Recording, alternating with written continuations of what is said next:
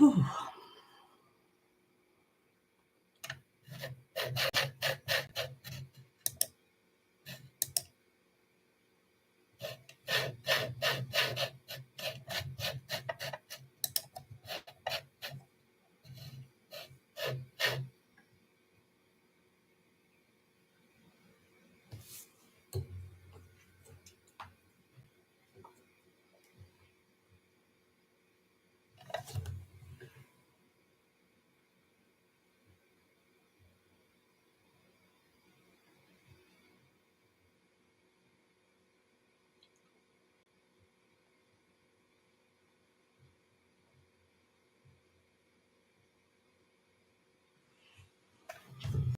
Good morning, Vic. How are you?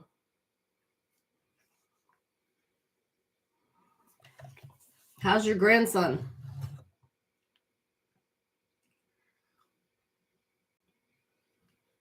I hope he is much improved this morning. Wonderful. Wonderful.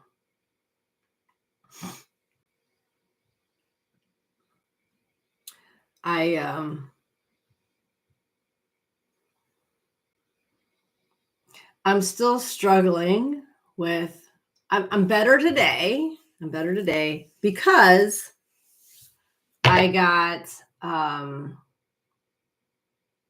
messages yesterday. I got a message yesterday with pictures of my Joey boy. So I am doing better today. Had they sent me a picture when they got, back and said, okay, he's settled in, I would have felt better. Right? I mean, yeah, when you are working with people's children or their pets or other family members, I think that you have to find ways to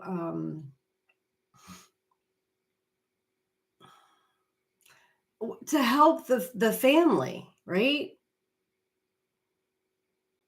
Like I've literally been thinking about this so much, about if I was doing this job, what would I do differently? What would I put in place? What would my processes be? What would my procedures be? And I think that when you're doing the thing, you don't think about it as much as when, you're the one and that's sending or that your loved one is there or whatever. So in this case, I sent Joey off for training Saturday evening. And it's been hard for me. It's been hard for Jamesy. My poor Jamesy boy whined almost all day yesterday. But I think that having a process in place so that the people that you're doing the work for can be more comfortable, I think it would go a long way. Right? So right now, I mean, I got pictures yesterday. I got a text yesterday evening. They did respond to me yesterday morning. Good morning, Larry. But it was 9:30 and you picked up my buddy the night before and there was nothing. So either having someone on staff, which is an extra expense, or taking some extra photos and sending them over periodically, which I know is a little more time consuming. But I think it goes a long way to instilling confidence, especially the first time you've worked with someone. I mean, it would be, if I was to leave a review right now, that would be my complaint.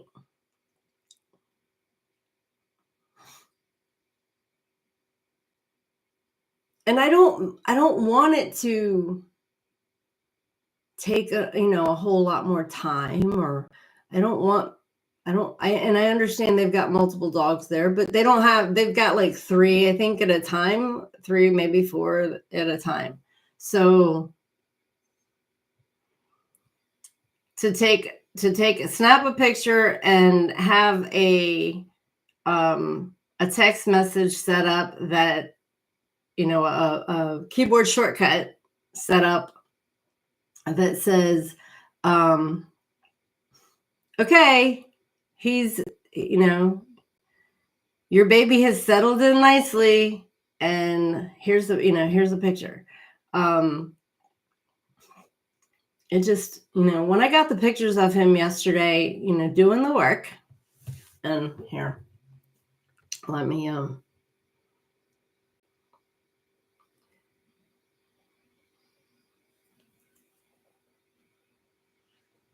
okay, so there's one, and you'll see them.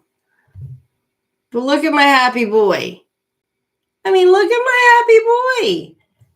I saw that and I was like, okay. And then it was this one. And he's like, obviously concentrating. Like, okay, what are you doing? What am I supposed to be doing? And then super happy. It went a long way to relieve my anxiety. It went so far to relieving my anxiety. Now, I still can't tell my poor boy, Jamesy, that, Joey's coming back. It's okay. He's not gone forever. We didn't give him away. He's not hurt. There's nothing wrong. It's all okay. It's all good. I can't make him understand that. Him and Wilson have had bad experiences. No, Wilson doesn't seem to give a shit one way or another. I think Wilson might be enjoying the time off from he's taking a vacation. Wilson is taking vacation.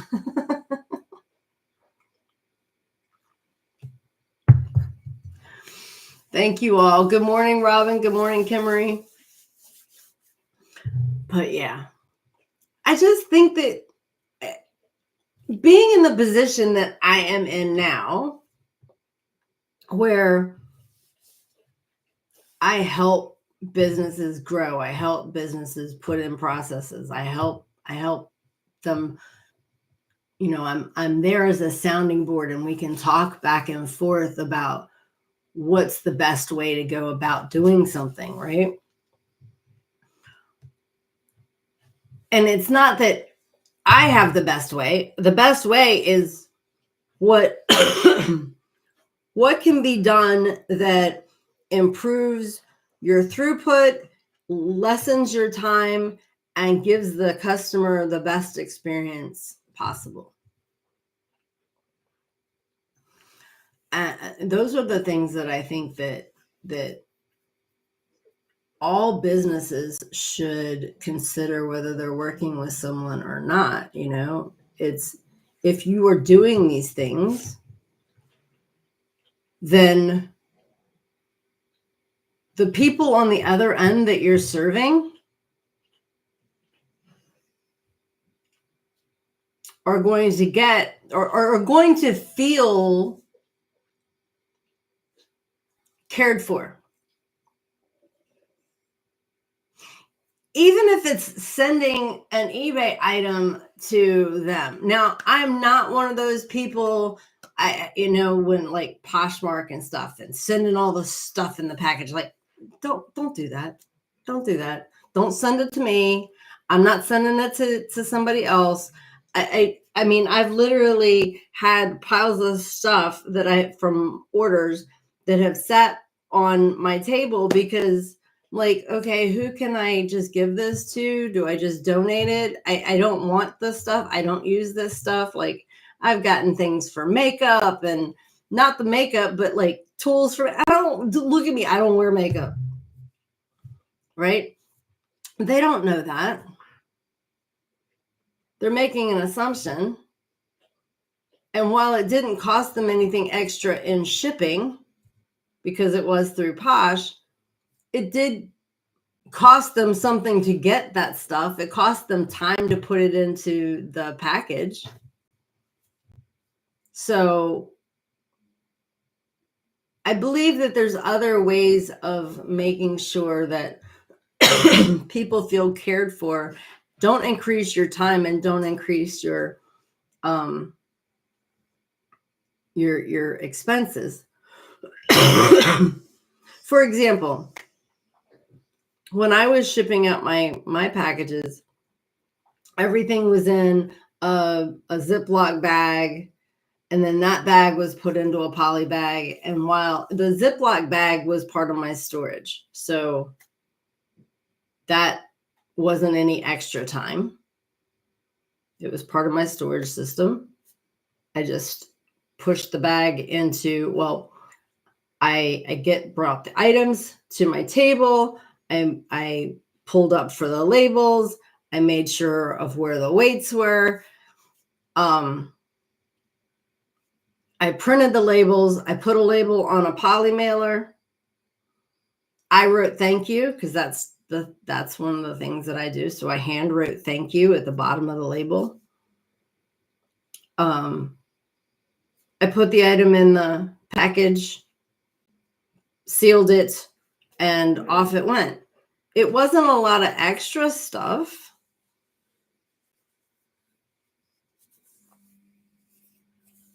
but people appreciated fast shipping, which I shipped same day up to 6 a.m. And if it was, if I hadn't done my shipping yet, I might go ahead and ship the next, anything that came in after 6 a.m. But I shipped fast. I shipped my items protected. And those were the things that were constantly on my reviews, was fast shipping, great packaging, perfect item as described. Those were the things. I mean, nobody ever, one person mentioned thank you, but that was an overseas order. And for all of the overseas orders, I would write thank you on a sticky note and put it inside the package, because I didn't write it on the label if it was overseas.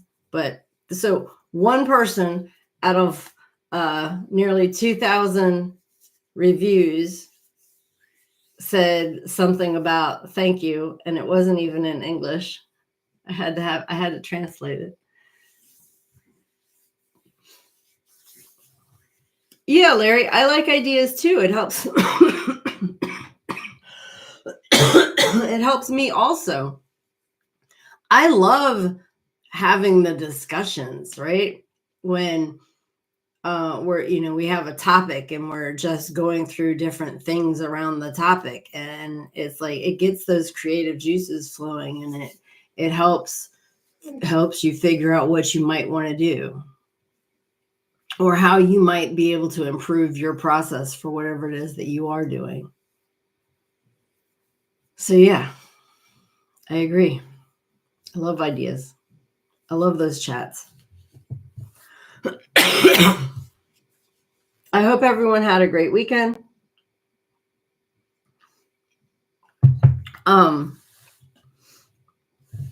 So Saturday, I mean, just this whole being sick thing, I'm just drained. But so Saturday, the deck got finished up. Oh my goodness, it looks amazing. He did a great job on it. We got the table and chairs put back on it. We the umbrella put up, and we sat on it Saturday evening, and the people came by and met Joey and Wilson and Jamesy and took Joey with them. And then I proceeded to have my meltdown all the way through till last night when the text came through. And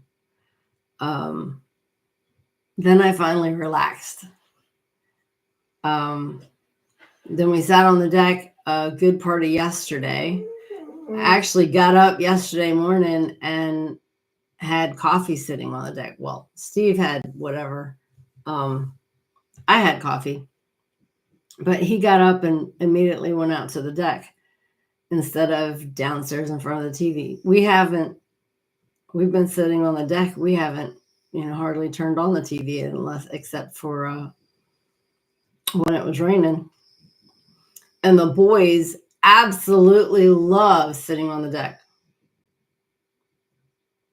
We did get time with Joey on the deck before he had to go. So that was really good. Because he's the biggest proponent. It doesn't matter where in the house he is. If he hears that sliding glass door open, he's like, beeline for the door. He's not even like beeline for the door if it's the front door or the back door, but you do that sliding glass door and it's speeding bullet going by. Larry says, went to one flea market, small, till it rained, not much there, and hopes to go to a bigger one next weekend. Okay. Sounds good. If you want to do the vacuum cleaner thing, then putting a ad in Facebook Marketplace saying that you will come pick up vacuum cleaners, or you will purchase vacuum cleaners, and then if they want to sell one, you've got time to get the brand, the make, the model number, the whole 9 yards, and do your homework, find out what they are selling for, get an idea of, is it working? Is it not working? And if they want something for it, then you can say, okay, well, I'm willing to pay XYZ for that. Maybe you're not willing to pay whatever it is that they're asking, but you're willing to pay something less, and you give them, a price, and they have the opportunity to take it or say no or counter, and then you can decide whether you want it from there or not. But you haven't actually left the house yet. Or maybe you're out delivering and you get the message and you do all this stuff.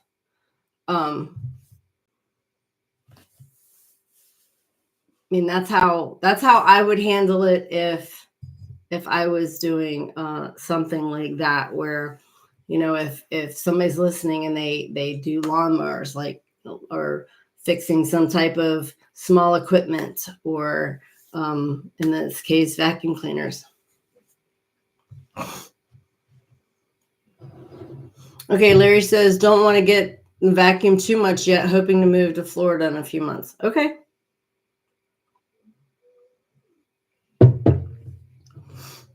Have you decided where in Florida?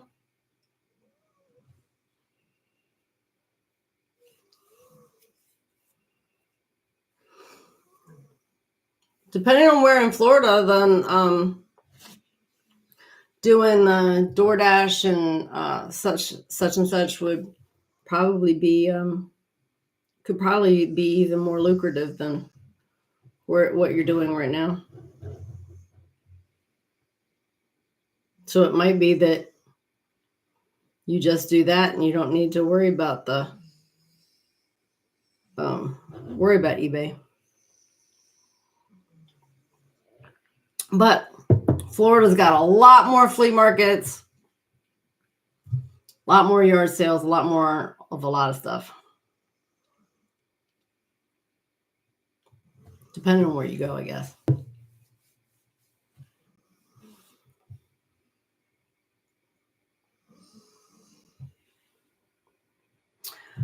Okay, so it is the 3rd of June, and Wednesday we will have I'll be live here in the morning as usual. Then 11:30 I will be back for a 30-minute YouTube bookkeeping call, and then my paid members, we get to spend 2 hours together knocking out that bookkeeping. Okie dokie. So I will see everyone tomorrow morning and then Wednesday morning. But go ahead and get all your receipts together, get everything together, and get it gathered, and then we will get that bookkeeping knocked out on Wednesday. Get all caught up so we know exactly where we stand from January to the end of May. All right. All right. If you haven't already, go ahead and hit that thumbs up, please. I appreciate you. It helps the algorithm, helps more people find me. Excuse me.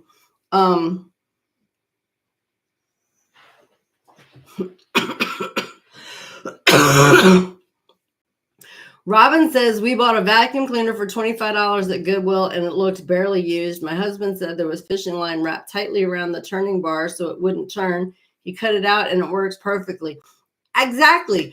I bought one from a local thrift that is like they have an animal shelter there, and I bought one from them for $10, and they were like, I just want you to know it leaves a mark on the floor. It does leave a mark on the floor. It just needs a new belt, and the mark that it left, it only does it on the hard floor. It doesn't do it on the carpet, and I can just wipe up the mark. So all I really have to do is go buy a new belt, and I just haven't even done it yet. But for $10, it works great. Now I have a vacuum cleaner that's upstairs and a vacuum cleaner that's downstairs, and I have somebody that's here today cleaning the house because I don't want to use either one of them.